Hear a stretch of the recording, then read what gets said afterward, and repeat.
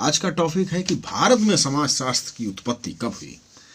वैसे अभी तक लोग यही मानते थे कि जिन्हें कुछ नहीं आता है और जिन्हें अपनी पढ़ाई पूरी करनी है वो सोशलॉजी सब्जेक्ट ले लेते हैं, लेकिन आपको बता दें कि आज सोशलॉजी का उतना ही स्कोप है जितना फिजिक्स या बायो पढ़ने वाले विद्यार्थियों को मिलता है। वैसे तो समाज शास्त्र की उत्पत्ति और मनुष्य एक सामाजिक प्राणी है, इसलिए सबसे प्रमुख और सबसे उपयोगिता वाला विषय है समाज शास्त्र।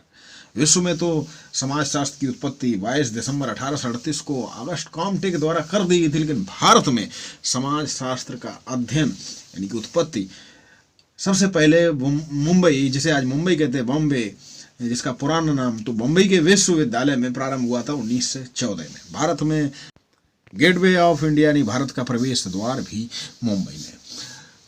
उसके बाद पढ़ाई जो हुई थी प्रारंभ वो अर्थशास्त्र विषय के साथ में हुई थी, एक्स्ट्रा सब्जेक्ट में, लेकिन 1919 में जो इसका अलग से जो विभाग स्थापित हुआ वो था पैट्रिक गिड्स के अध्यक्षता में।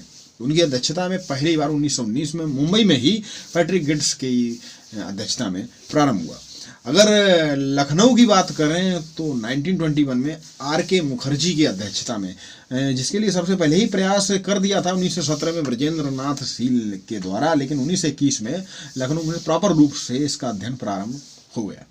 अगर मैसूर में तो 1928 और पूना यानी कि जो मुंबई के पास ही है, वहाँ पर इरावती कर्वे की अध्यक्षता में 1939 में सोशलॉजी सब्जेक्ट प्रारंभ हो गया था।